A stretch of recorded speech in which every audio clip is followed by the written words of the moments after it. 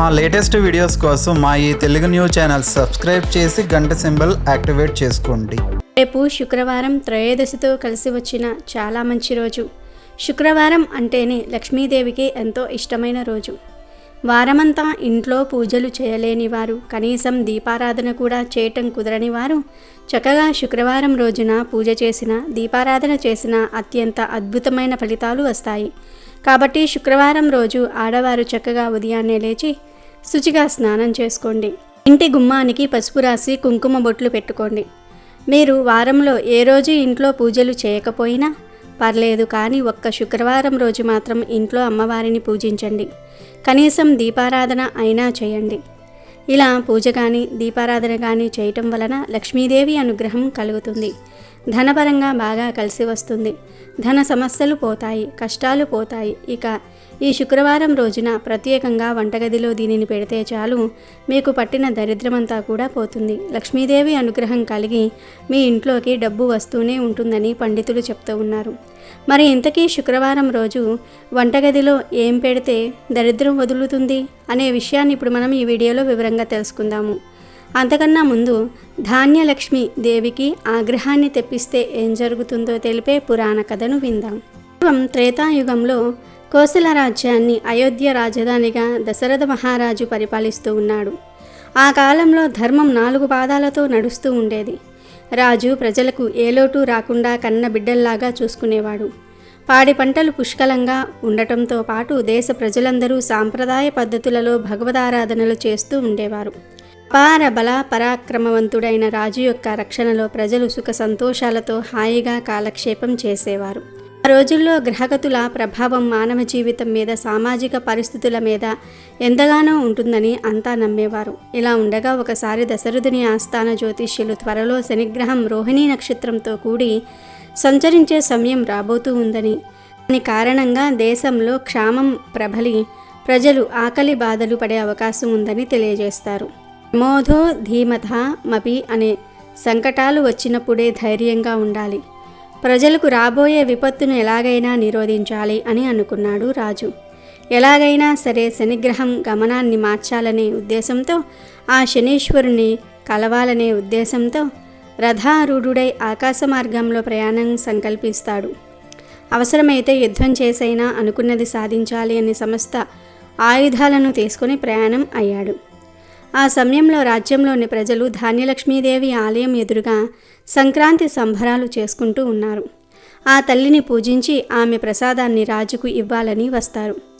ఎలాగైనా శనిగ్రహం వల్ల కలిగే అవాంతరాలను నేను నివారించగలను అనే నమ్మకం గల రాజు ఆ ప్రసాదాన్ని ఆదరించి స్వీకరించలేదు.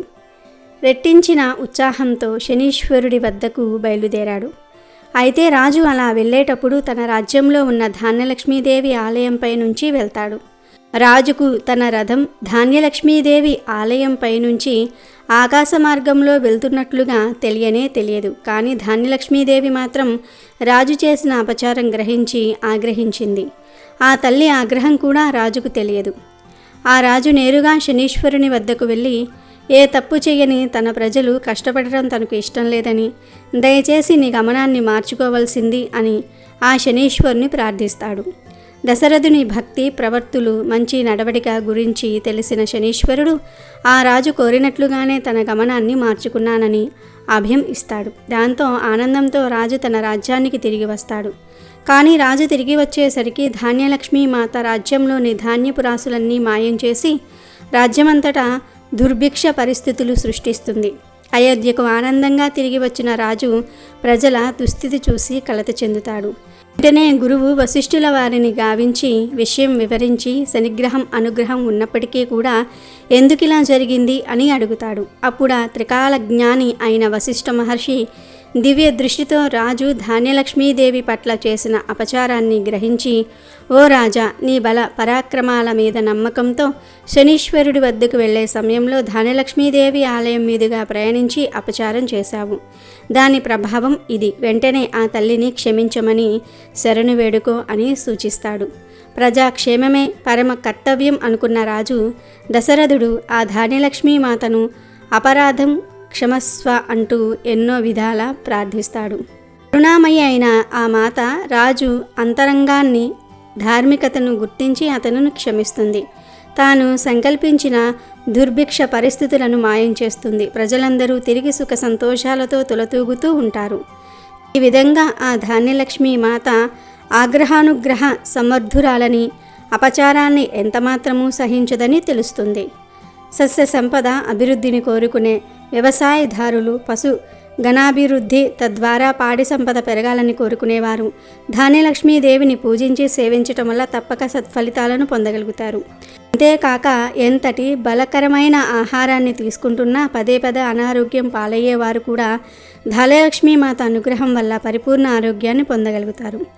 ఆ మాత అనుగ్రహాన్ని కోరుకునేవారు ధాన్యలక్ష్మీదేవిని షోడశోపచారాలతో అష్టోత్తర శతనామావళితో పూజించాలి. ప్రతినిత్యము పూజ చేసుకునే అవకాశం లేని వాళ్ళు ఓం శ్రీం క్లీం అనే బీజాక్షరాలను రోజుకు 108 పర్యాయాలు జపిస్తే అనుకున్న కార్యం తప్పక సిద్ధిస్తుంది. విషయంలోకి వస్తే ఇంట్లో ఉండే గదులన్నిటిల్లో వంటగది ఎంతో ముఖ్యమైనది. వంటగది శుభ్రంగా ఉంటేనే ఇంట్లోని వారి ఆరోగ్యం బాగుంటుంది. వంటగది శుభ్రంగా లేకపోతే ఇంట్లో వారందరి శారీరక ఆరోగ్యం, మానసిక ఆరోగ్యం దెబ్బతింటుంది. కనుక స్త్రీలు వంటగదిని ఎప్పుడూ శుభ్రంగా ఉంచుకోవాలి. ముఖ్యంగా గ్యాస్ పొయ్యిని ఎప్పటికప్పుడు తుడుచుకోవాలి. నూనె మరకలు, కూర మరకలు, జిడ్డు మరకలు ఉండకూడదు. వంట గట్టు మీద అన్నం మెతుకులు, చెత్త చెదారము ఉండకూడదు. వంటగదిలో బొద్దింకలు కానీ కీటకాలు కానీ కనిపించకూడదు. ఈ కీటకాలు కనిపిస్తే మీ ఇంట్లో దరిద్రం తాండవిస్తుందని అర్థం. ధాన్యలక్ష్మి ఎప్పుడూ వంటగదిలోనే ఉంటుంది కనుక ఎవరైతే ధనధాన్యాలకు లోటు లేకుండా సంతోషంగా జీవించాలని అనుకుంటూ ఉన్నారో వారు శుక్రవారం రోజు చక్కగా సాయంత్రం 6 దాటిన తర్వాత ఒక ప్లేట్ను తీసుకుని దానిలో గుప్పుడు బియ్యం పోయండి. బియ్యం అంటే లక్ష్మీదేవి స్వరూపం. బియ్యం ధనధాన్యాలను ఆకర్షిస్తాయి, దరిద్రాన్ని పోగొడతాయి.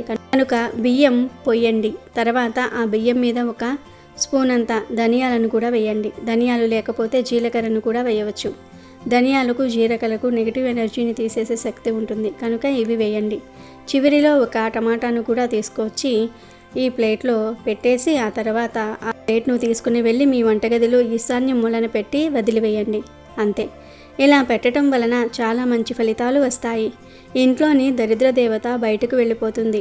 మరి ఇలా పెట్టిన ఈ ప్లేట్ను ఎప్పుడు తీయాలి అంటే ఎప్పుడైతే బియ్యం మీద పెట్టిన టమాటా కుల్లటం ప్రారంభమవుతుందో అప్పుడు ఈ ప్లేట్ను తీసి దానిలోని బియ్యాన్ని, ధనియాలను లేదా జీలకర్రను, టమాటాను తీసేసి ఒక క్యారీ బ్యాగ్లో వేసి మూటకట్టి చెత్తలో పడవేయండి. ఈ పరిహారం 1 లేదా 3 లేదా 5 శుక్రవారాల పాటు చేశారంటే చాలా చక్కటి ఫలితాలు వస్తాయి. దరిద్రం పోయి ధనలక్ష్మీదేవి మీ ఇంటికి వస్తుంది. ఇంట్లో అందరూ కూడా ఆనందంగా ఉండగలుగుతారు. ధనానికి, ధాన్యానికి, ఆరోగ్యానికి ఎలాంటి సమస్యలు రాకుండా ఉంటాయి. కనుక మీరు కూడా శుక్రవారం రోజు ఈ పరిహారం చేసి శుభ ఫలితాలను పొందండి. శుక్రవారం రోజు ఒక కొత్త స్టీల్ తాళం కప్పతో ఈ పరిహారం చేసి చూడండి.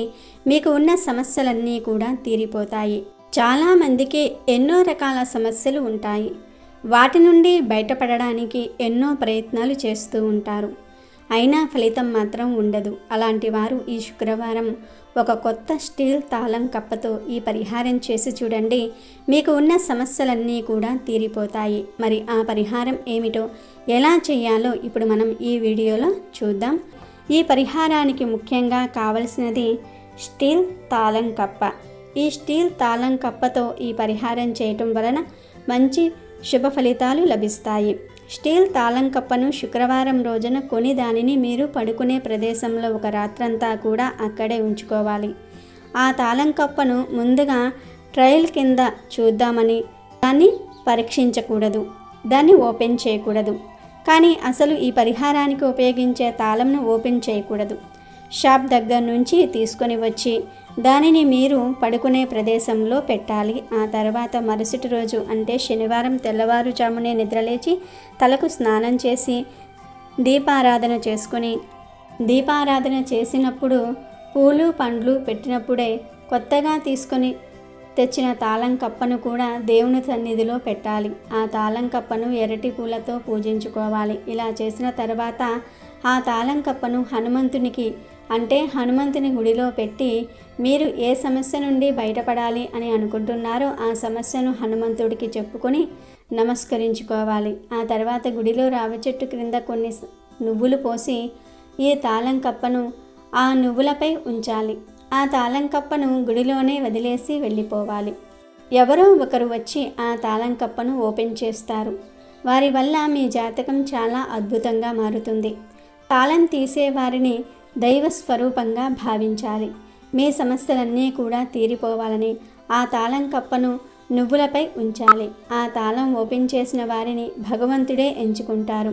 ఈ పరిహారం చేసేటప్పుడు ఎవరికీ చెప్పకూడదు. అలాగే తాళం కూడా స్వయంగా మీరే కొనుక్కోవాలి. ఎవరితోని కొని తెప్పించుకోకూడదు. స్వయంగా మీరే వెళ్ళి కొనుక్కొచ్చుకోవాలి. ఈ పరిహారానికి శుక్రవారమే మీరు తాళం కప్పను తెచ్చుకోవాలి. ముందు రోజు తెచ్చుకొని ఇంట్లో పెట్టుకోకూడదు. ఈ తాళం కప్పను హనుమంతుని దగ్గర పెట్టినప్పుడు ఆయనకు అరటి పండ్లు సమర్పించి మీ సమస్యను చెప్పుకుంటే మీ సమస్యకు చాలా తక్కువ రోజులలోనే పరిష్కారం అనేది దక్కుతుంది. స్టీల్ తాళం శుక్రవారమే తెచ్చుకోవాలి మరియు శనివారమే హనుమంతుని గుడిలో పెట్టుకోవాలి. తాళం తెచ్చుకున్న రోజు తర్వాత ఎక్కువ రోజులు అంటే తాళం శుక్రవారం తెచ్చుకొని శనివారం ఈ పరిహారాన్ని చేసేసుకోవాలి. అంతేగాని తాళం తెచ్చి ఇంట్లో పెట్టుకొని తర్వాత చేస్తానులే అని బద్దకించకూడదు. ఖచ్చితంగా ఆ తాళం చెవిని శనివారం గుడిలో పెట్టేయాలి. ఈ పరిహారం ఏ శుక్రవారమైనా సరే చేసుకోవచ్చు. అందరికీ శుభ ఫలితమే దక్కుతుంది. ఈ పరిహారాన్ని చాలా నిష్ఠగా చేసిన వారికి వారి యొక్క సమస్య ఖచ్చితంగా వెంటనే తీరిపోతుంది. చాలా అద్భుతమైన ఫలితాలను చూపిస్తుంది. సుఖ సంతోషాలతో వర్ధిల్లుతారు. శనివారం హనుమంతుని దర్శించుకోవటం వలన మీ దరిద్రమంతా కూడా పోతుంది. ఆ హనుమంతుని యొక్క అనుగ్రహం కూడా మీకు దక్కుతుంది. వీడియో నచ్చితే లైక్ చేయండి, షేర్ చేయండి, బట్ సబ్స్క్రైబ్ చేసుకోవడం మర్చిపోవద్దు.